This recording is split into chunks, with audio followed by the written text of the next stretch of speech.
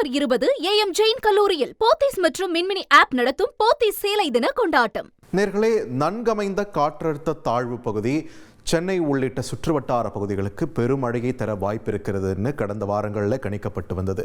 அது மாதிரியே ஒரு பெருமழையை சுமந்து கொண்டு அது நம்முடைய கடற்கரையை நோக்கி நகர்ந்து வந்தாலுமே உள்ள எதிர்பார்த்த பெருமழையை கொடுக்கலனாலுமே ஒரு பிளசண்டான ஒரு வெதரை நமக்கு கொடுத்திருந்தது. நேற்று எல்லாமே சென்னை மற்றும் சுற்றுவட்டார பகுதிகளில் பெரும்பாலான இடங்களில் நல்ல ஒரு மழை பொழிவோட ஒரு பிளசண்டான ஒரு கிளைமேட்டும் இருந்தது, ஒரு வெதர் நிலவிட்டு இருந்ததையும் நம்மால் பார்க்க முடிந்தது.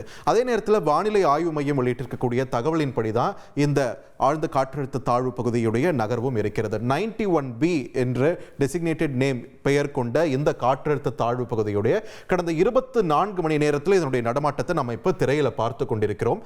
இப்போ பார்த்தீங்கன்னா இங்க ஆரம்பிச்ச ஒரு பயணம் தொடர்ந்து இங்க பாருங்க, இந்த மாதிரி ஒரு ஜிக்ஸாகா வந்து இதே பிராந்தியத்தில் தான் நிலவிட்டு இருக்கு. இந்த பகுதியை விட்டு இது நகரவே இல்லை. கடந்த ஒரு நாள் 24 மணி நேரத்தில் இதுதான் நிலவரம் அப்படின்ற பட்சத்தில் தொடர்ந்து இந்த பகுதியிலே தான் கடல் உள்ள வங்கக்கடல் பகுதிகளில் பெருமழையை கொடுத்து கொண்டிருக்கிறது. இதனுடைய தாக்கத்தை உணர இருக்கிறது என்னமோ இந்த KTCC ஜோன் என்று சொல்லப்படக்கூடிய இடம்தான். ஸோ அந்த வகையில் பார்த்தீங்கன்னா மழை இன்று தொடர இருக்கிறது. ஆனால் வானிலை ஆர்வலர்கள் என்ன சொல்றாங்கன்னா, இந்த காற்றழுத்த தாழ்வு பகுதியுடைய இம்பாக்டால ஏற்படக்கூடிய கடைசி கட்ட மழையை தான் இன்று நாம் அனுபவித்துக் கொண்டிருக்கிறோம் அப்படின்னு சொல்றாங்க.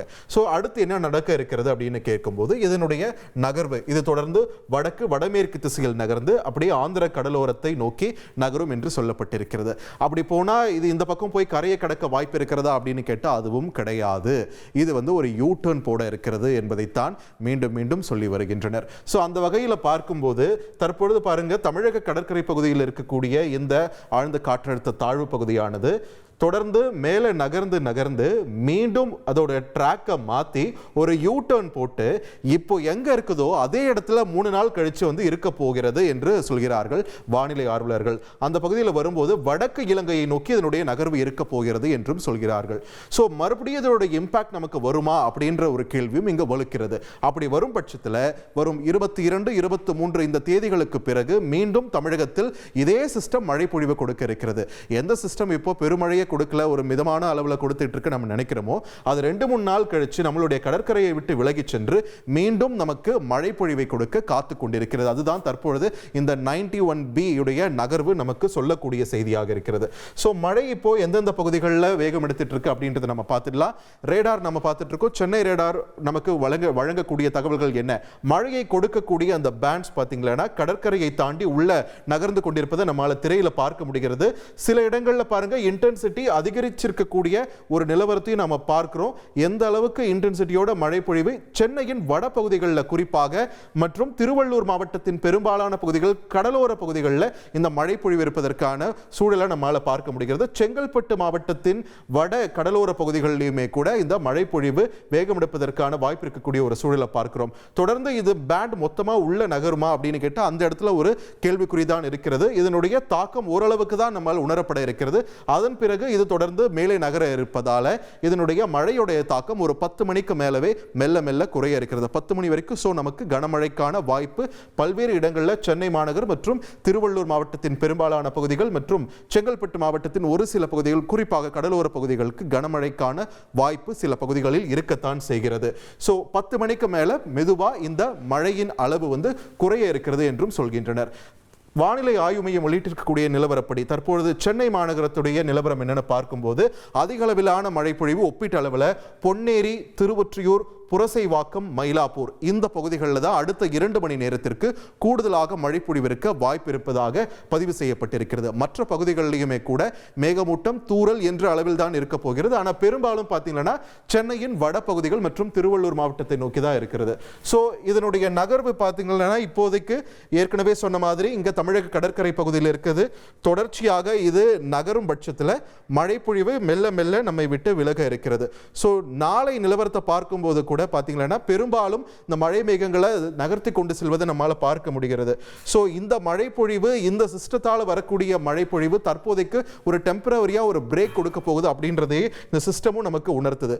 சோ மெல்ல நகர்ந்து பாத்தீங்கன்னா மேல இருக்கக்கூடிய ஒடிஷா உள்ளிட்ட மாநிலத்துடைய கடற்கரை பகுதிகள் பார்த்தீங்கன்னா மழை பொழிவை கொடுத்துவிட்டு மீண்டும் இங்கு தான் ரிட்டர்ன் எடுக்க போகிறது என்பதைத்தான் வானிலை ஆர்வலர்களும் தெரிவித்திருக்கின்றனர். தற்போதைய சூழல்ல இன்னைக்கு இந்த மழைக்கு ஒரு எண்ட் கார்டுன்னு சொல்லலாம், ஒரு டெம்பரவரி பிரேக் இதிலிருந்து கிடைக்க போகுது அப்படின்றது தான் தற்போதைய வானிலை நிலவரம். தொடர்ந்து நம்மிடையே வானிலை ஆர்வலர் ஜெபசிங் இணைப்பில் இணைகிறார்.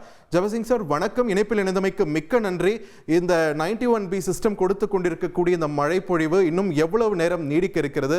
இது ஒரு யூட்டர்ன் போடும்லாம் வானிலை ஃபோர்காஸ்ட்லாம் நமக்கு சொல்லுதே, அது எந்த அளவுக்கு நிதர்சனம்? அப்படி வரும்போது நமக்கு பெருமழை காத்திருக்கா?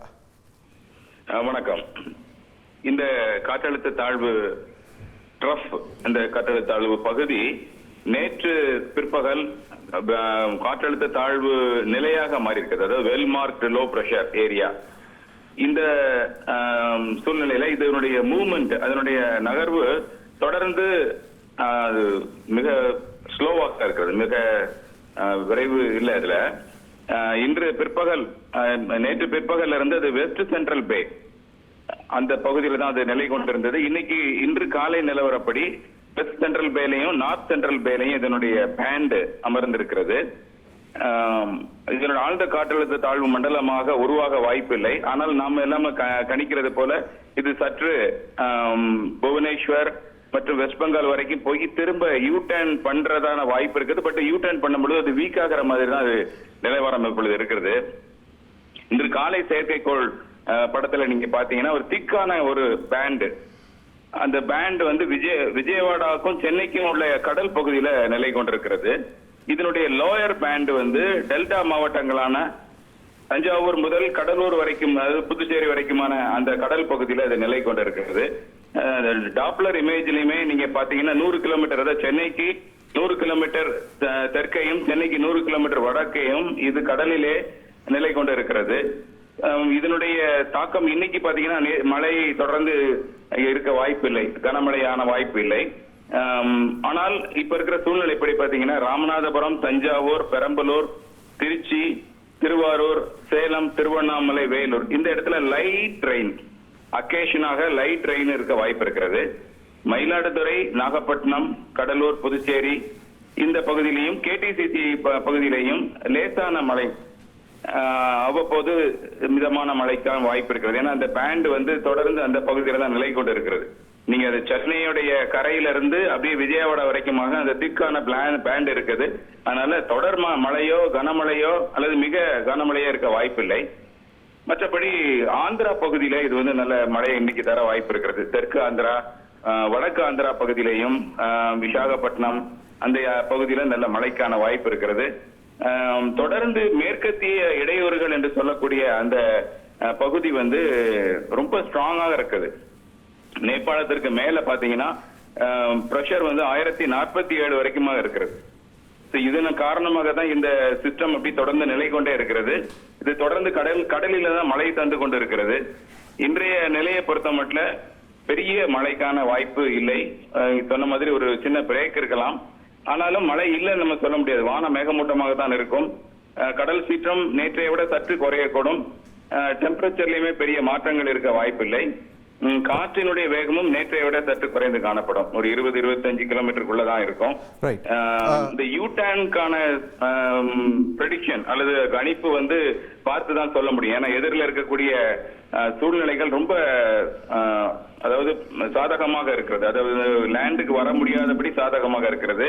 டிசம்பர் 20 AM ஜெயின் கல்லூரியில் போத்தீஸ் மற்றும் மின்மினி ஆப் நடத்தும் போத்தீஸ் சேலை தின கொண்டாட்டம்.